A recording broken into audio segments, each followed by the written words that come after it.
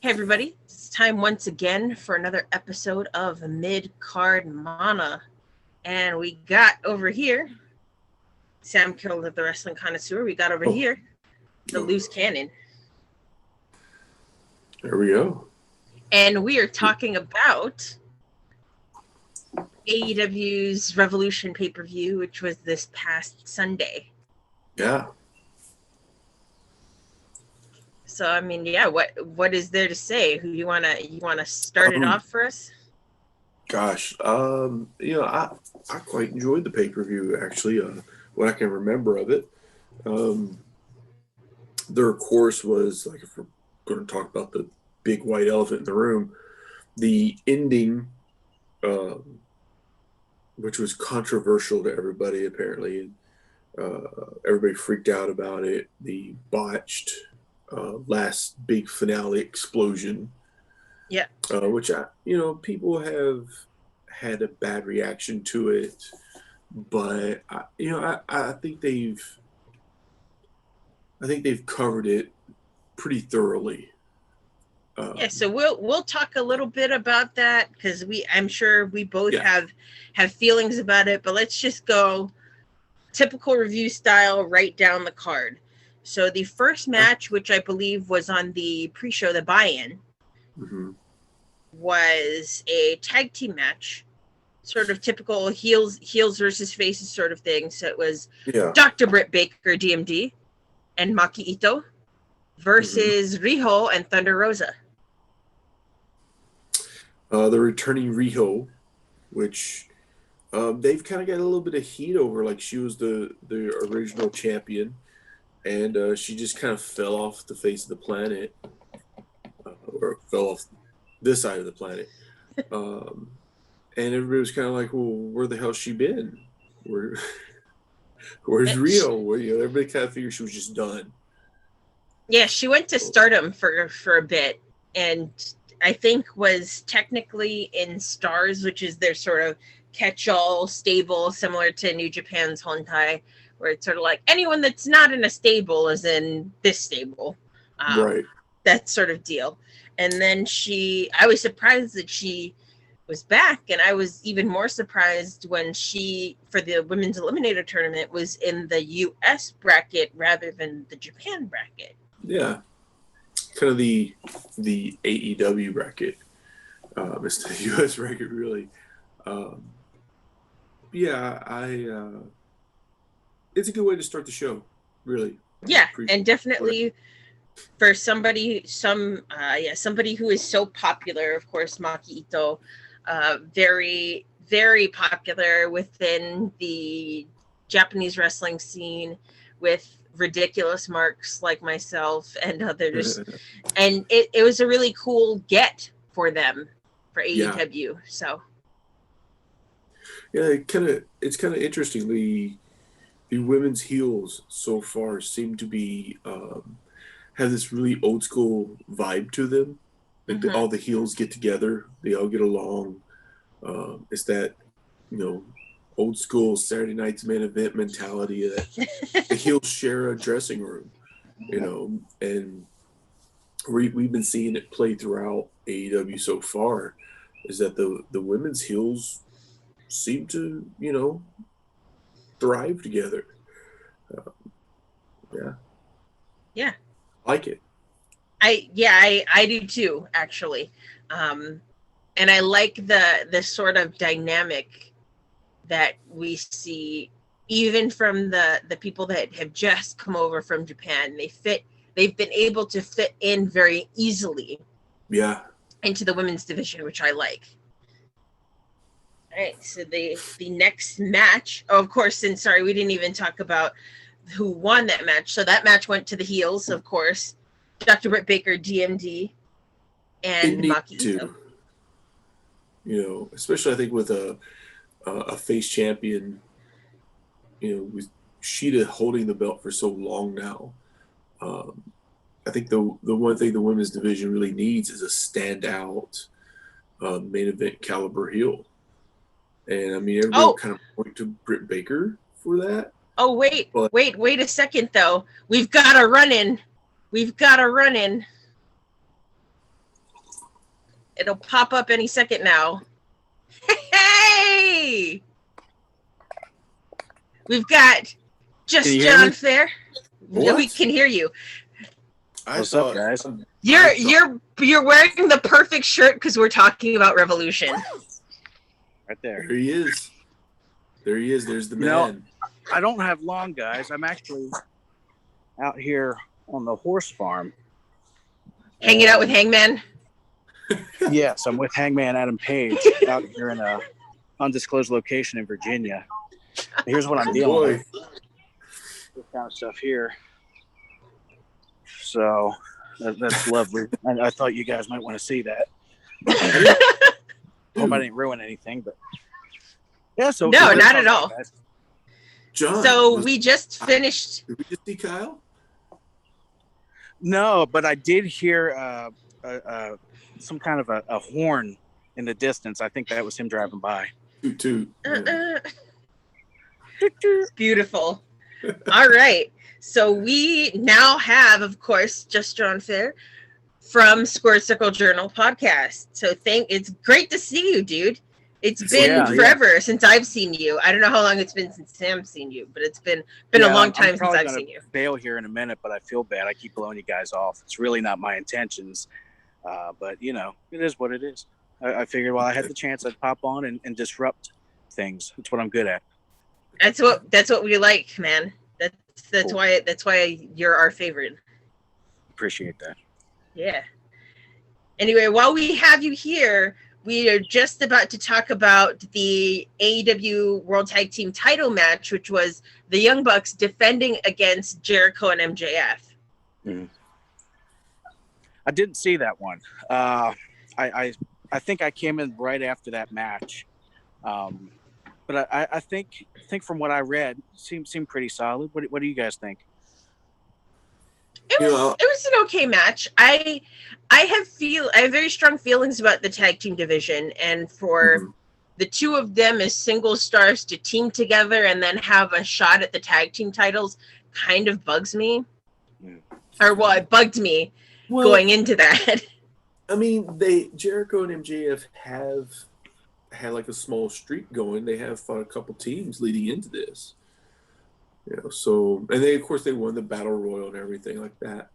So, I mean, it was legitimate. I know that they made it legitimate, but... And story-wise, it works. But I get what you're saying. A lot of people do have issues with, especially with the entire, let's keep it sports-like and follow the rankings and whatnot like that. A lot of people have issues with those sorts of things. So it makes it hard.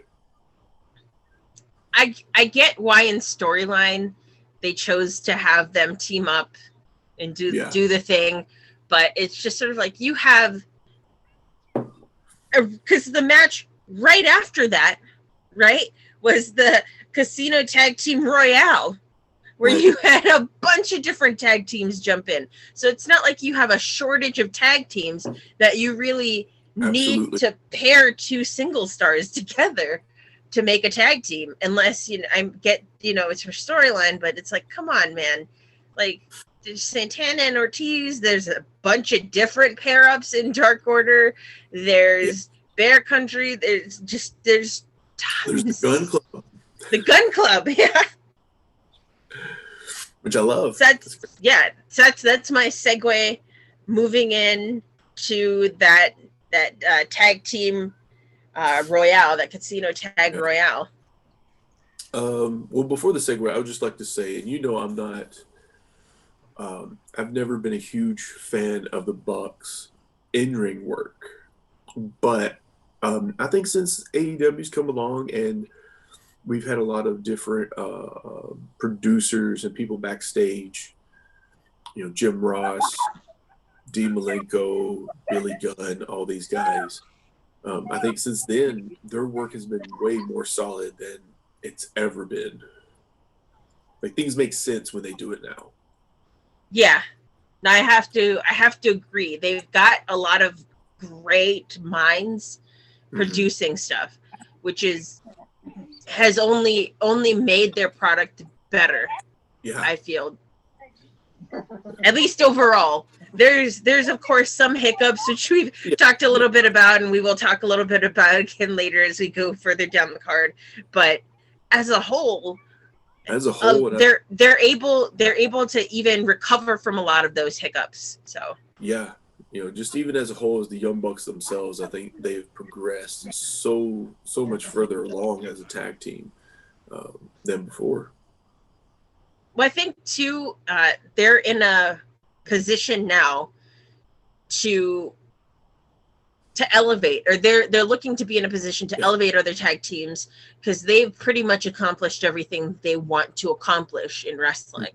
They've been tag team champions around the world. They've held multiple tag belts at the same time.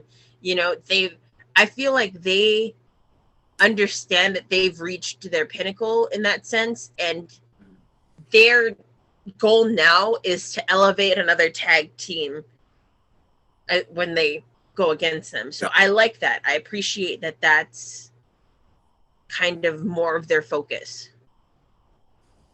Yeah, I would say that's all their focus is as the vice presidents. Definitely. I mean, Cody, the same way. It seems like they pick and choose their feuds to elevate others. Yeah, moving along. The Battle Royal. So I have the list, the order in which people came in. So first team, of course, the Natural Nightmares, which was Dustin and QT. Mm-hmm. And then the second team in, specifically Alan Five Angels and Preston 10 Vance of the Dark Order. So starting off with Natural Nightmares versus Dark Order, Santana and Ortiz after that, the Sydal brothers, which was an interesting choice because of course we saw Matt Sydal and his brother, and everyone was kind of like, who's that with Matt Sydal? Oh, there's Matt Sydal, and then there's Matt Sydal. Yeah. So that was kind of funny. I liked. Call me crazy, guys. I didn't even know. Did you guys know he had a brother who wrestled? Because that was actually that was something that I was just never aware of. I'd only heard of him very, very recently, like maybe within the month before this match. I started seeing more about his brother Mike, kind of getting higher up in bookings as far as in the professional wrestling world. So you mean that wasn't Evan Bourne with Matt Sydal? Totally. That's the secret, see. I believe in wrestling Japan, if I'm thinking right. I believe Mike had been in Japan for quite a while. He might have been. I'm not sure. I am super behind on all Japanese wrestling except for New Japan and kind of Noah. Yeah, the Keiji Muto era Noah. I love it, but that's another story. Right. Something I'll say about AEW's tag team division. Then, unfortunately, guys, I'm going to have to hop off. I know it was a short stay. Something I like about their tag team division is that they try to at least take the Varsity Blondes, for example. I mean, these guys, they didn't really have anything in common initially, but now they look like a team. They act like a team. Yeah. They mesh like a team. And I think that's kind of something that differentiates AEW's tag team division compared to WWE's, at least, where you got somebody like, Chad Gable and Otis, who don't really seem like they would be a team. These little details matter to me. And, AEW's done it well. I feel like they take their tag team division more seriously. And I feel like, kind of going back to what you guys were saying earlier, I feel like the Bucks are kind of holding on to those tag team titles. But they're going to put somebody over, and it's going to make somebody a star. So yeah, that's kind of where I come in from it. So, guys, it's been fun. I know it was only here for a brief little while. But I will be sure to try to disrupt you all again very soon. All right, we'll make sure we give you more notice next time. That's okay. That's okay. I look forward to it. You can start calling me the party crasher. I love it. 100%. Thank you for the run-in, John. All right. Adios. There you have it. John playing the Shaq role today. We'll never see him again. He'll disappear. We'll never see him again. Yeah, I mean, AEW does have already a very in-depth tag team division. I mean, may not be very many stars in the tag team division yet, but you have some headliners there. You know, between the Bucks, FTR, even Jurassic Express. Oh, definitely Jurassic Express. There's some big And then, names. then also you still have many of the variations of the Dark Order. Yes. And Dark Order is getting super over these They're days. so hot right now. Very much. I feel like it's almost a problem because they're so over that they don't have any major storylines pushing them. Like, Which is a this shame. Not expected. It is. Yeah. Yeah. Especially John Silver. Oh yeah, he is super duper over. Yeah. I think even Jim Ross is like, this kid is ready to break out. So I don't know. Maybe they got some big plans for him this year. Fingers crossed. I think it'd be very cool for him to win that TNT title. I would, yeah. And that would be a nice little like legacy nod, because the whole It would. Brody thing. Right. Yeah. So who won the Battle Royal? So the last two in the Battle Royal were Jungle Boy representing Jurassic Express, because how they did it is, I think, different from how WWE usually does it. You need to eliminate each individual member of the tag team. It's not like one's out, both go. Right. You need to eliminate both for that team to be eliminated. So it was Jungle Boy of Jurassic Express versus Rey Fenix, of course, of Death Triangle. And of course, Phoenix got the win. But definitely cool that Jungle Boy was the other person left. Yeah. That's pretty impressive, honestly. They've really been pushing Jungle Boy. It's a slow push, but he's getting there. I mean, Tony Khan bought the rights to Tarzan Boy for him. Right. I love Tony So- Khan. He's a fan first, really. So he's just he's trying to do it right. Yes. I mean, he's got the money to do it. Definitely. He doesn't have Next to fire match. somebody to do things. Nope, gotta cut this guy off so I have $1,000. Oh, yeah.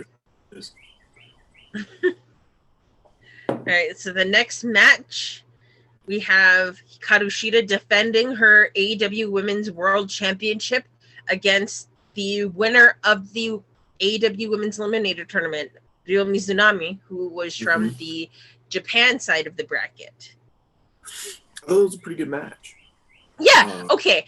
I have to, and not to interrupt you, but I have like a lot of my friends in the wrestling community hated this match. Really? Yeah, they thought it was awful. And I was like, are you watching the same match I'm watching? Because this isn't a bad match. Like, do you just hate Joshi? Is that what's going on? You don't want to admit it? Because it blew my mind. The amount of people that are just like, this match sucks. Oh, I wanted to get into this match so much, but it's so bad. It's like, are you kidding? There seems to be, I don't know. I mean, It was just bizarre. I'm sorry to. And I feel like the Joker. Like, this town needs an enema type Joker. Because like some of these fans are just awful. They need like Ric Flair to show up and say she's pregnant by him for their women's matches, and I find that ridiculous. Like, that match was good. It doesn't need a gimmick to get that match over. And I think that's kind of the big problem with some of the fans is that they're so used to this outrageous gimmick for a match to take place and be good.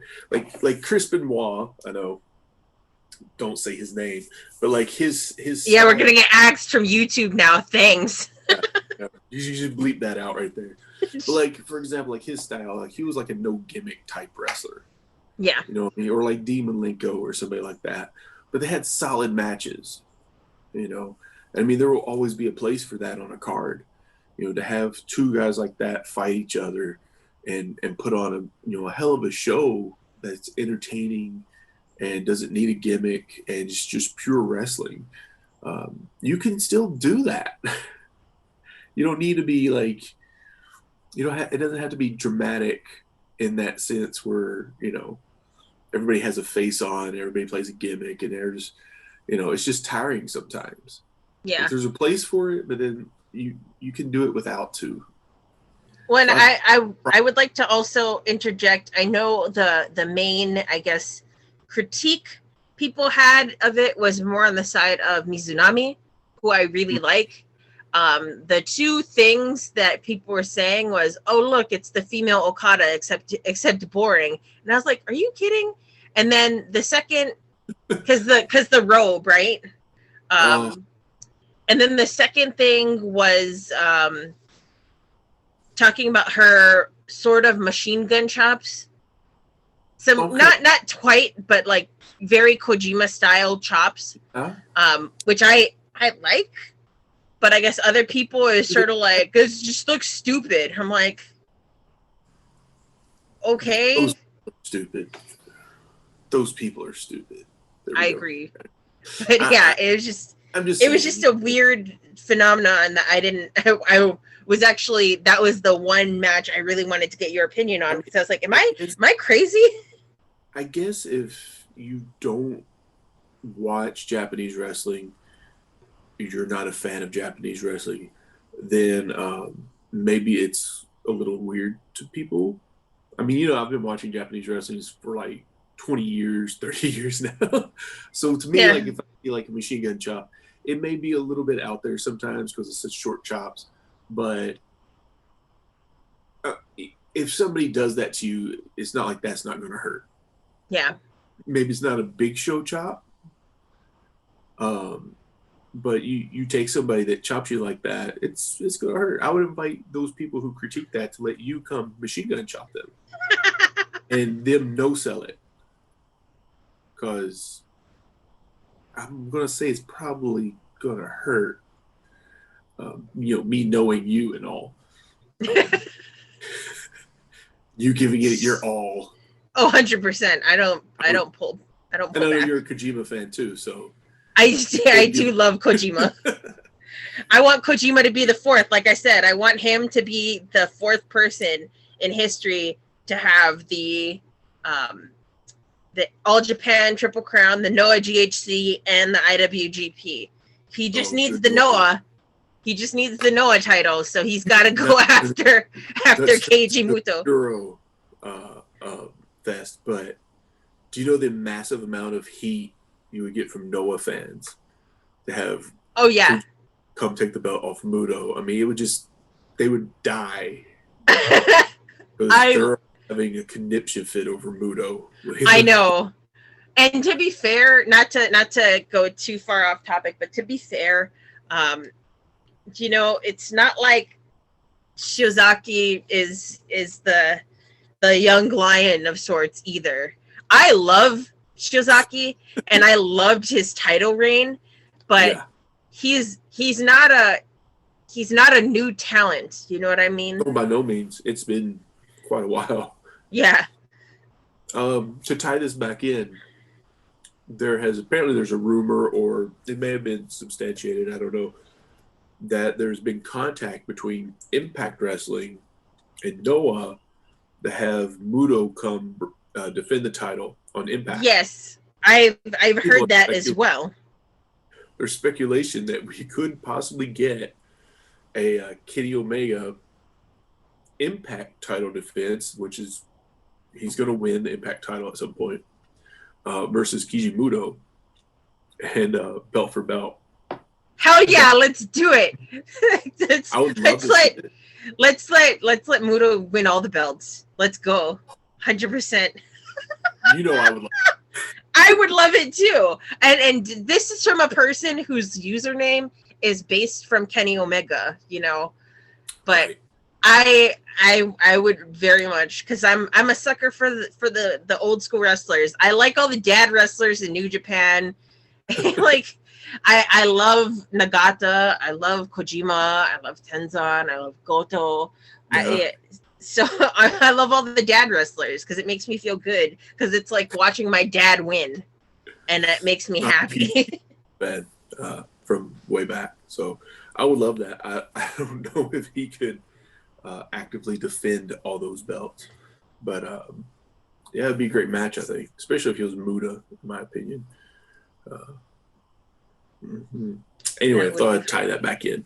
Yeah, so tying that back in towards Impact and Kenny Omega, but this next match is not involving any of them. So the next match is Mito and Kip Sabian, aka formerly Rusev and Kip Sabian, versus specifically Orange Cassidy and Chuck Taylor of Best Friends. Yeah. And this storyline going in, I only caught bits and pieces of. Okay. But I do believe that the whole thing was Chuck Taylor lost a match against Mito and then had to become his butler and say that Mito was his best friend instead of Orange Cassidy. And then Orange Cassidy sort of got involved there and being like, no. It seemed to have really started, I believe, when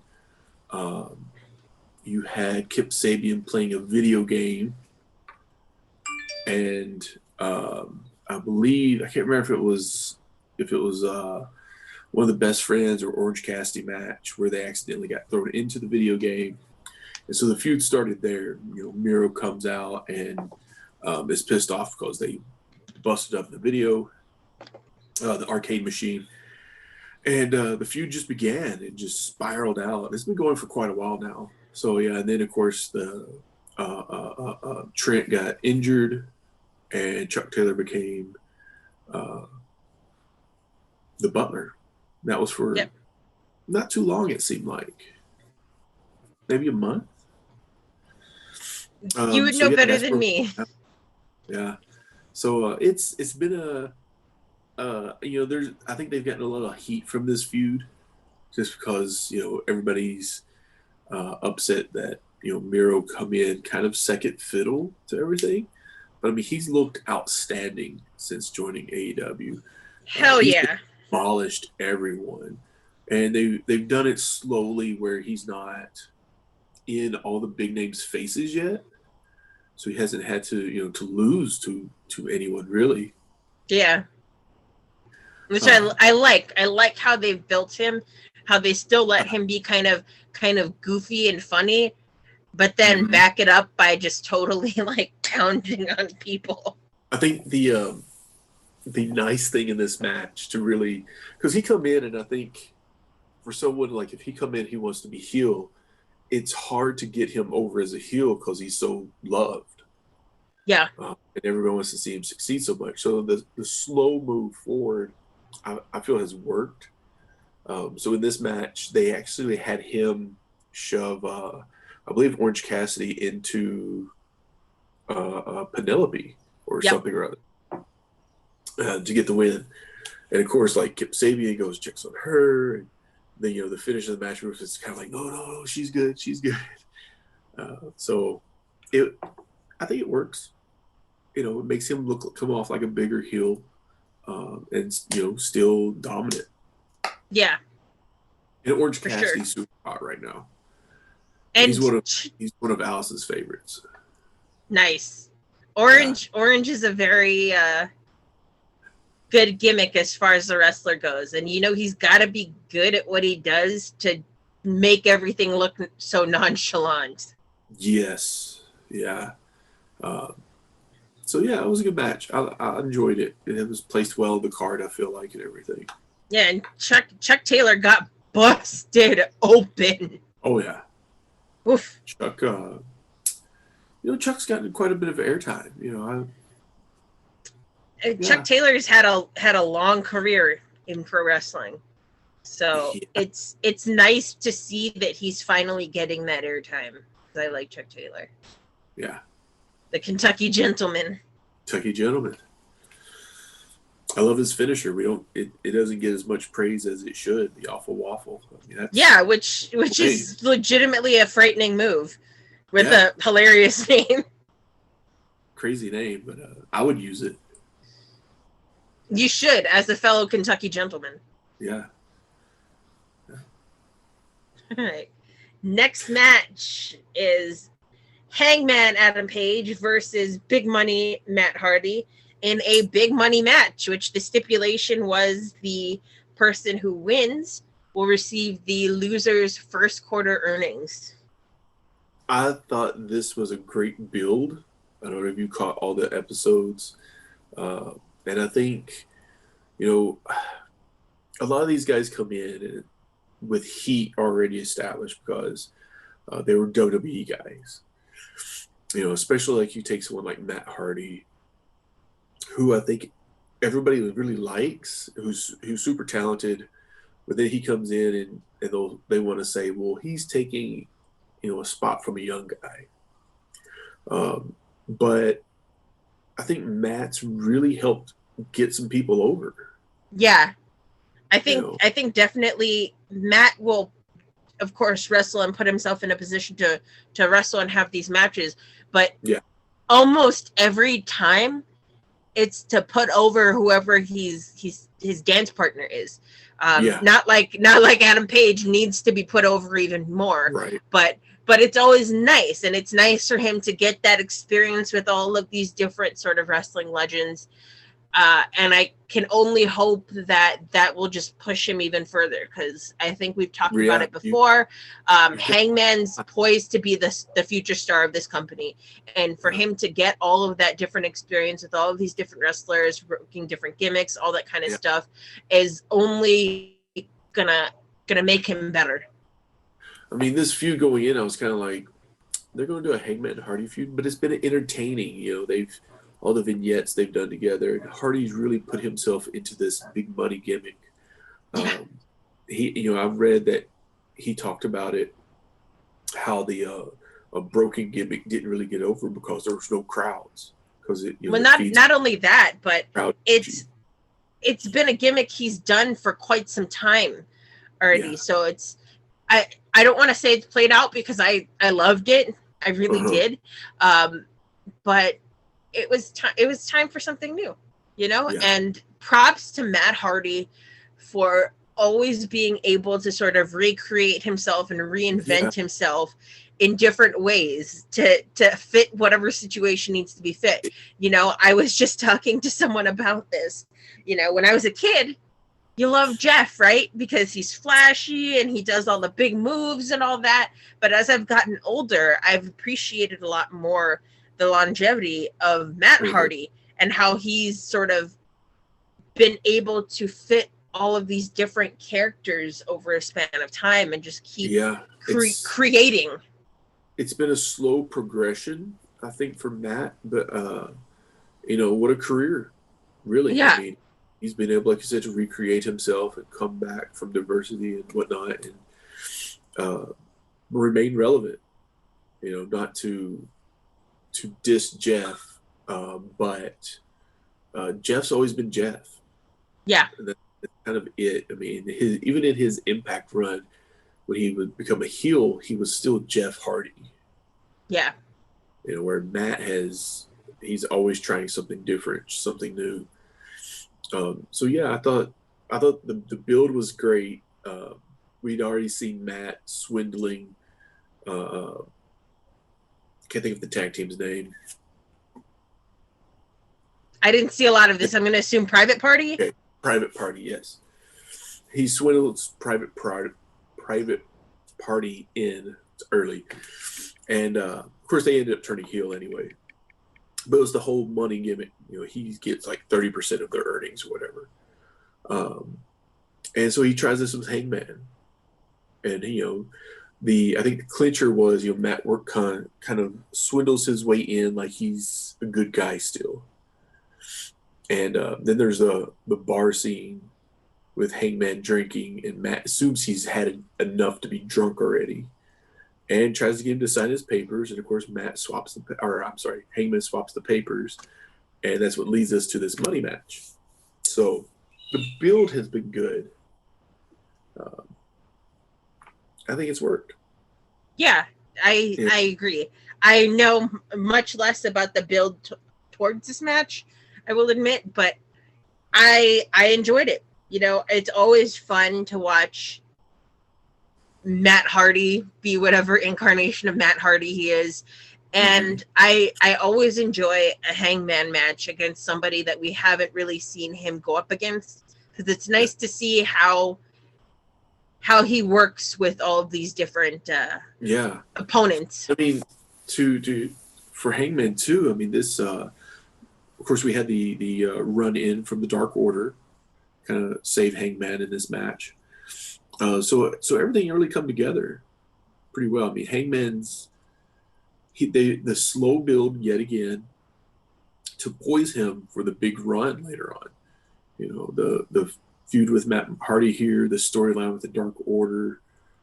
It's been fun, and I think that's what you want to do, just to keep building him. For sure. All right, so the next match is one of the most highly anticipated matches, I feel, of the night. It is the Face of the Revolution ladder match, which is for a future AEW TNT Championship match. This just in. Our good friend, Just John, just stepped in pig shit. Farm is not treating him well. Man, it's a rough time.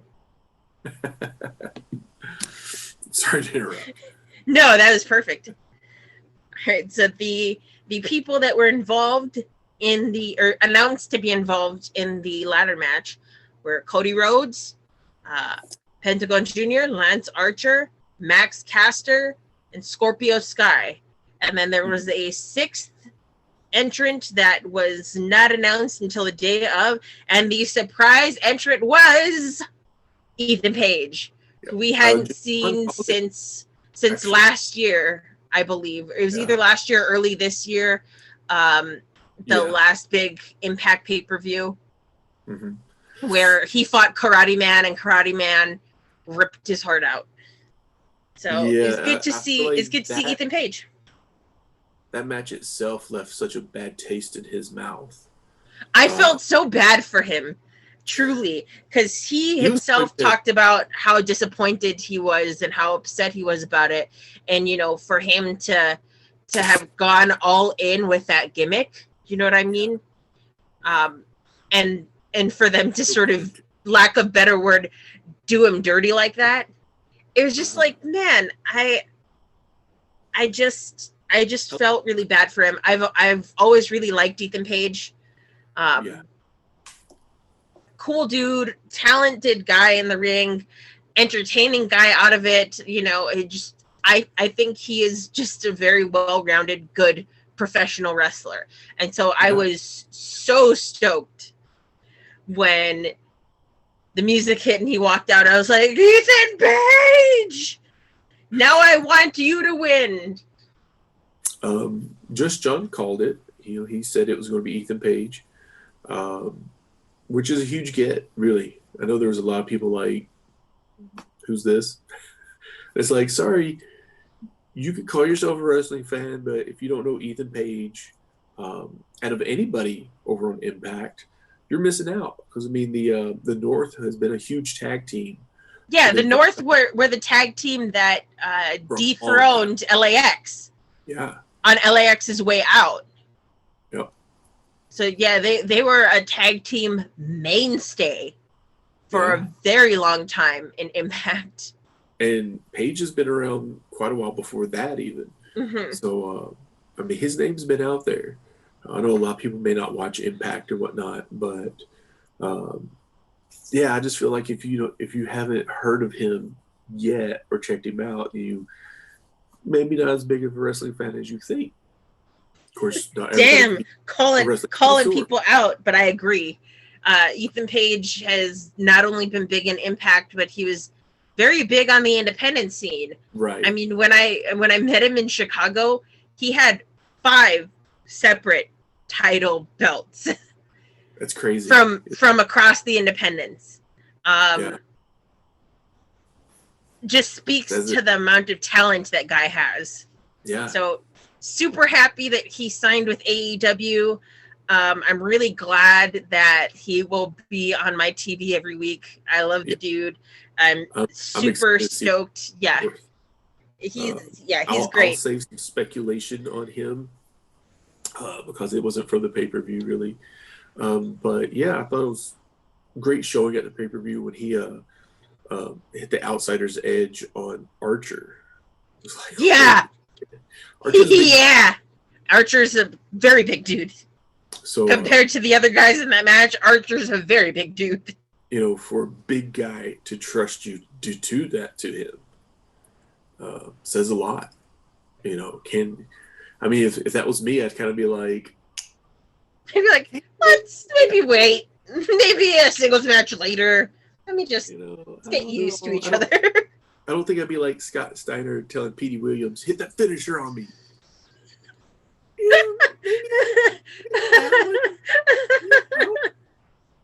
You think you can take it? Like, I don't think you can. Maybe not. Be like somebody being like, hit me with that razor's edge. Yeah, I mean, it sounds crazy, but he did great. It was a good match. I enjoyed it. I didn't know for sure who was going to win. I had a good feeling for Scorpio Sky. I was pulling for him. He needs this storyline and this build to stay relevant. You know, Scorpio Sky, another one who they're really looking forward to push for the future. Which I'm all about because I love Scorpio Sky. And I have feuds for these guys. Yeah. And I was very, very stoked. I teared up when he won. I'm not gonna front. Because I felt like it was time, you know, it was long overdue for him to get that really good singles push. They've definitely distanced him from SCU. And I'm a little sad about that because I did love them as SCU as a group.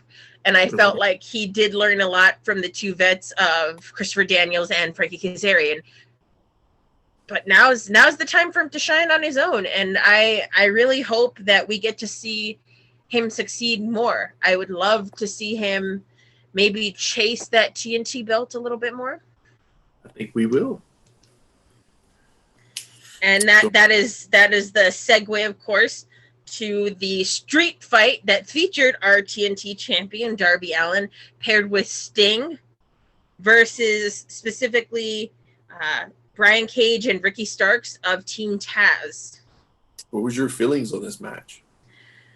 Or this fight? I like Sting. Sting has no business being in a match, cinematic or otherwise, anymore. I thought that the cinematic match was the best sort of match to have him involved in, of course, because then it takes off a lot of the pressure of having to be perfect the first time in ring, right? You can always go back and sort of tweak things, or if you want to try this move and you find it doesn't work or whatnot, you're able to go back and be like, all right, well, let's do this instead. It allows for that sort of space, especially when you have somebody who has such a history of injury as Sting. I know it was a big deal a couple weeks back when he took the power bomb from Brian Cage. He was wearing protective gear underneath. I don't know. Was that ever substantiated or? I don't know if that was ever specifically confirmed, but I could believe that somewhat for no other reason than, I mean, he was all covered up. You know what I mean? Let me say this. I would want protective gear if I was taking something from Brian Cage. True. And Sting, of course, is an older guy. I can't remember his exact age. Let me just look that up right now. Something. Let's see. Sting is. I want to say 61, but could be older than that. 61. Yeah. I mean, and nothing against still him. I think pull he's off still a that. talented dude, and he is in better shape than a lot of other 61-year-olds that are still in the wrestling business. But at the same time, considering the fact that he had such a serious neck injury from before that forced him into retirement the first time, I would just be concerned. And I'm sure that they had Sting sign all the paperwork, right? That says, you're volunteering to do this. Please don't sue us if something bad happens, that sort of deal. But yeah, and I like the people involved in this match. I've grown to really like Ricky Starks. I was kind of about him in the beginning, but his time with Team Taz has really sort of gotten me to buy in to Ricky Starks, and I have a couple of friends that bought into Ricky Starks from way before he was in AEW. So props to them for calling it. That kid is talented, for sure. I like Starks better than Cage, honestly. I thought he did well in NWA, so I thought that was a great get for AEW when he came over. I'm still not sold on Brian Cage, to be honest. I mean, he looks great. I think pairing Taz with him was a great idea. Yeah. But even on commentary, you'll hear Taz go, "Use your power." And you see Starks out there trying to be like a young buck, and it just doesn't fit. I think I thought this match for all its components was pretty good. I wasn't crazy about the setting at first. It's just like all of a sudden we cut away from the pay-per-view and we go into this setting and everything. Instead of it being like in the same building or something, I would have much preferred that. But as the match went on, I thought it fit. I thought it was great for a cinematic match. It looked great, visually. And apparently Darby Allin directed the whole thing. Yeah, I believe that. It looked very Darby Allin production. Yeah. So it looks like the promo videos he cuts himself. Yeah. And I think there was a reason for that. Yeah, and there was I'm not saying it was all bad or anything. I just know that I wasn't as, I don't know, enthralled by this match as I was by other parts of the show. And it's no fault of theirs. It just, for me, it didn't engage me as much. I think because knowing that it was a cinematic match and kind of seeing the sort of setting and the style, to me, going in, there was no surprise. I already knew, so Sting's gonna win. Specifically Sting going in, because the cinematic match kind of sets up for that being the most believable. If you have it in a regular ring, I would be less likely to believe that would be possible. Do you know what I mean? Yeah, I do. I feel like this is something that you could have had on Dynamite to close a show, and lead into a pay-per-view match between Darby Allin and whoever, Brian Cage or whoever. So yeah, there's that. And I feel like the TNT title probably would have done better being defended on a pay-per-view than having this matchup.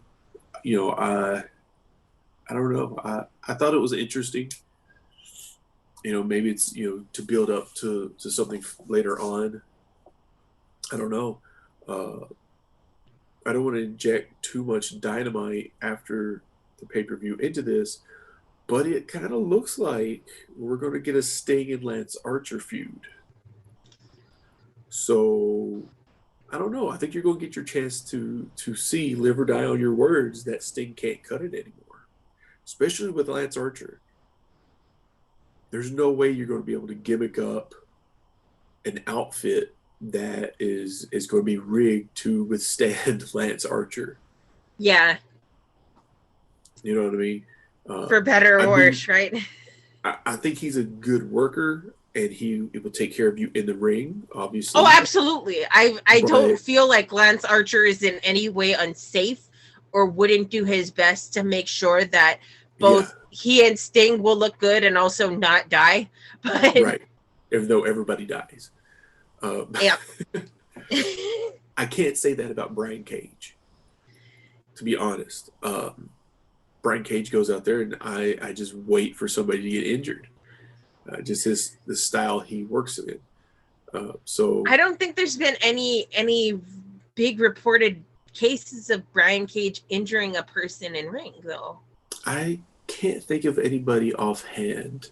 Not like, you know, the person that injured Sting before Seth Rollins. Your favorite.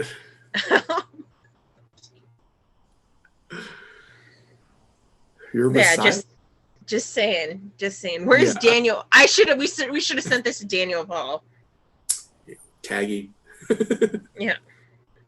Okay, so moving on.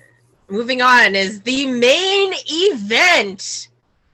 The exploding barbed wire death match endorsed by Onita.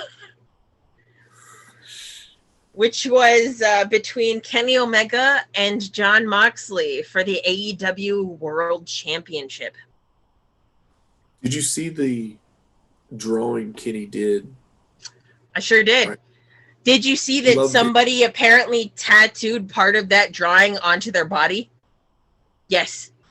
I'll send you the picture of that. Yeah. So much regret on that one. Yeah, it was a big Kenny fan, so it had the picture, like the stick figure of Mox on fire with the frown on his face. That's great. I was like, oh. It was a good match. The death match part of it was great. Yeah. Honestly, it was a good death match. My problem with that, however, and not to beat a dead horse, so to speak, but you know, if you're gonna have Onita endorse it, Atsushi Onita, Japanese deathmatch legend, who has been part of many memorable exploding barbed wire death matches. Oh yeah. If you're gonna have him endorse it, you better make sure that it delivers, because that sends a message to people. You know what I mean? And I get you. I appreciate I appreciate how, not to again go too far into Dynamite, I appreciate how it was handled overall, more or less. But man, it kind of stung. You know what I mean? Like, it was like, this is what, like, you hype up this match so much. Yeah. And this is what happens. The funny thing was, to me, I was so into the match that at the end, when the countdown happened, I didn't realize what was going on. You know, especially you forgot the exploding part. Yeah. We didn't cover that Christian Cage signed with AEW. That's right. We forgot about that. I forgot about that. That's my bad. But Christian Cage was the Hall of Fame caliber performer, honestly, wrestler. That was another huge get for them too, especially. Yeah. And again, there's a bunch of people that were like, really, Christian? And it's like, everybody's mad. Christian is good. He's an underrated talent, truly. And honestly, the kill switch, the Unprettier, is one of my favorite finishers. Yeah. It's super cool. He hits it perfect every time. I think that he's a good get. He's still in shape enough, obviously. He got pretty shredded for the Rumble to be able to maybe run a couple of programs in ring. but he also is just so, like Edge, so passionate about pro wrestling that I think, one, just that's a good energy to have around you. You don't have a jaded vet, but two, he's been in the business a while. He understands what works and what doesn't. Right. So he's a good person to have around when you have, these young up and comers from the indies kind of going in and being sort of not necessarily lost, but having to adjust their style for the bigger crowds, the bigger arenas, for television. I think I agree with you. He's a good get. Yeah. Because WWE is all choreographed. There's no work rate, so to speak, there. There's nothing on the fly. There's no, let's do this tonight. Let's do that. It's completely choreographed. There's very few that are on the fly. I heard the last big match that I heard, or big match to me, but one of the last big matches that I heard to me that was completely on the fly was Sammy versus Nakamura and Nakamura's debut in NXT. Wow, that was a long time ago. That was quite a while ago. But, yeah. I mean, that goes to show these are two dudes that know what they're doing in the ring, and NXT specifically kind of let them have the reins on that one, Right. So, I mean, that was really long time ago. So, I mean, I think that says a lot, and I think, AEW kind of leans more towards that sometimes. Like, hey, let's let these guys figure out their match, what they want to do. And I think that adds a little something, for me at least, that sometimes you don't get. Maybe sometimes you get a few botches out there because of that, but that's what it is, You watch a fight, there's going to be something that doesn't work, and somebody's going to take the head. So you need to know when to and how to handle that. The one thing that comes to mind was there was a botch in a tag or 6-man match, and Hangman Page had to save the moment and do another move to make it look good. So, I mean, you got to know what to do instead of like in WWE where if they botch, they come right back to that same set. Yeah, I've noticed that. It reminds me of, and not to throw too much of theater experience in, reminds me of, when someone skips a line or someone screws up blocking or something or misses an entrance or whatnot. It's up to the other people to kind of save the situation. You can't just sort of like sit there and freeze and wait for it to happen or try and go back and be like, I said, da, da, da, da. It's like, you gotta figure out a way to make it look like this wasn't an accident. And I appreciate that. That seems to be a little bit more of a skill that's flexed or practiced in AEW. Yeah. So, yeah, there's that. But, I mean, AEW has, let me just say this, we'll get to the main event.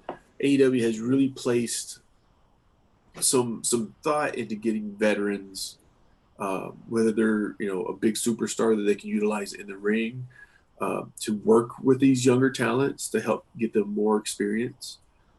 Even someone like Luther, Dr. Luther, who I hear a lot of people dissing and whatnot. And it's like, yeah, you have this guy who never hit it big, so to speak. He never went to WWE or WCW or any of those big places. But he's a veteran. He's a successful veteran. He's had a very successful career because he's wrestled all over the world. He started in the 80s, and he's still wrestling. That's success to me. You have a guy who's toured, Canada, obviously, the U.S. and Japan. He's worked in numerous Japan companies. So there's experience there that you can bring into a lot of these younger talents. Not to mention AEW working with a lot of the Japanese companies. So to have Luther, I feel like there's a little bit of connection there. Yeah. So these steps when they get a guy like Paul White or Christian or Sting, there's the name value, but there's also the years of experience that they bring to the table. I mean, even counting, Tully and Arn and Jake the Snake too. These are legends of the business, and they're now doing what they can to sort of leave their knowledge with the next generation, which I like. Jake 100%, yeah. That cannot be taught easily without somebody who's a master of it. I think Jake is, and this might be a controversial opinion, but I think Jake is what's really been making Lance Archer as a singles competitor, because he spent so much time in tag teams, and I've felt, and I like Lance Archer, and I've recently started to get more into him as a singles competitor, but outside of a tag team for a while, I've felt sort of like, he's good at what he does, but besides the Everybody Dies, he didn't really have as much of a persona to me. And I like that Jake's kind of given him a little bit more of that sort of intimidating factor that I felt like I didn't quite totally get before. Yeah, I like Archer. I think less Jake is more sometimes for Archer. They've done a really good job building Archer up as this monster. Yeah. The Murder Hawk. Yeah, to get back to the main event, I don't really have a lot to say about it. I thought the match itself stands. Great match. Yeah, that's the only bummer, and somebody put it really well, is the match can be great. The match could be 5-star, but what people remember is the finish. And the finish of the match itself, I felt okay with. The exploding death sparklers, barbed wire death bat, worked for me. The Good Brothers interference and whatnot. Even the finale of the countdown. Even though I was like, is there another surprise? No, it's just explosion. With Kingston running down to save Mox. I thought I liked. Storyline. Great story. That was great. Makes the cover. I feel like where they really failed was, did nobody go, what if it doesn't go off? The fact that everybody oversold it. Commentary oversold it. Kingston was there, he was just doing what the plan was, right? And unfortunately, it kind of geeked him out. So it's like, this is a bummer. There I am. There you are. If they oversold it, it would have been better. Like, just talk about it. If what happened. But Kingston, I think he couldn't tell, from his position. Absolutely not. Because he was down covered. He's only hearing. He can't see what's going on. Yeah. So, it is what it is. They've got a lot of heat over it. But I feel like you're hearing a lot of this heat from the haters, mostly.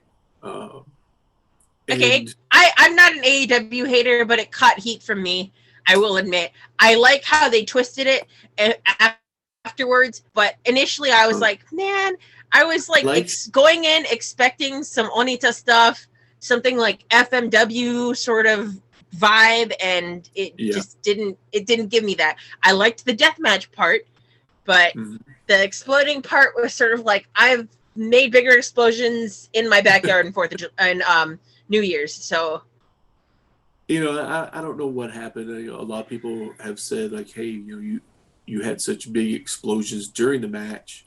It kind of had already set everything off. And that would make sense to me,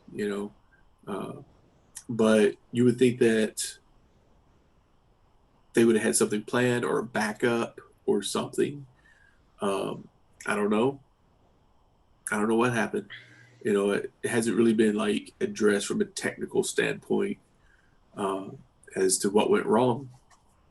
But we see this in pay-per-views quite often. I mean, the 25 count for Roman Reigns and not losing the title. This wasn't that detrimental to the match. So in that aspect, I wasn't let down by the match at all. I feel like if they hadn't included it, the explosion, it would have worked just fine. Yeah. So Cheshire Cat appearing. Perfect. Oh man, that's some amazing shit. So, but yeah, I do like how the storyline progresses from here. I think they covered it well on Dynamite. I think it works in that aspect. Where, Kenny and them just kind of made a joke out of it. It's like, so, like if you could go back and edit it, like if this was filmed and then they just like played it for everybody, if you could go back and edit it out, that would have been much better, or edit it where you put the explosion in. But everything's live now, so that's what you get. We're live, pal. Happen. If you're live and something doesn't work, and especially with the fact that not only is it live, but also there's audience there. There's actual people who paid tickets and sat in the audience, so it's not even something you can fake later. Because you have witnesses to the contrary, you know what I mean? Right. And I mean, you could. WWE has done that before, where they've done stuff where it's like completely ruins the show, but people will make account of it later. But then when you watch it, you don't know any better, which is most people are going to watch it.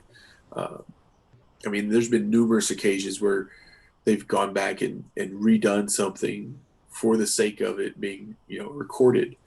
I mean, even matches, like the infamous one where McMahon comes out and he yells at Rhino and whoever to restart the match because he said they were just stinking the ring up.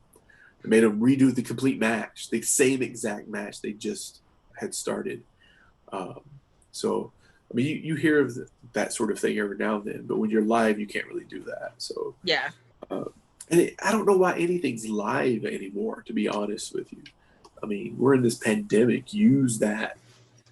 I would rather put a good show out there that was not live than, having a big screw up like that. And that seems like it would be one of the matches that you would want to have more control over for that very reason. Or even just for the safety aspect, if you're concerned. Yeah. Because that was something else too that was brought up. We should be glad that these two guys, didn't have a big explosion. Because what if something went wrong and somebody got seriously injured? It's like, okay, one, these two guys know what they're getting into. Specifically, Mox. Mox has done much bloodier death matches before, but. Yeah, so that's another aspect. If it's a safety concern too, how much better then that you go back and you sort of record it so that you can get the best shots that make something look much more dangerous than it could actually be. Yeah, I don't know if you know anything about this, but there was a rumor that this was going to be Mox's big send-off before the baby comes along. I thought of that too, but then of course the stuff with Dynamite happened, so who knows? But this will be a good place to sort of wrap up because I know we're a little bit over an hour for this video because we talk a lot. Sorry, guys. Click here for the next one. I don't know wherever it's gonna be. But yeah, so this is the end of this episode, and then we're gonna talk about Dynamite. So this is Loose Cannon, Bang Bang, and Sam Keola, Wrestling Connoisseur, signing off for this.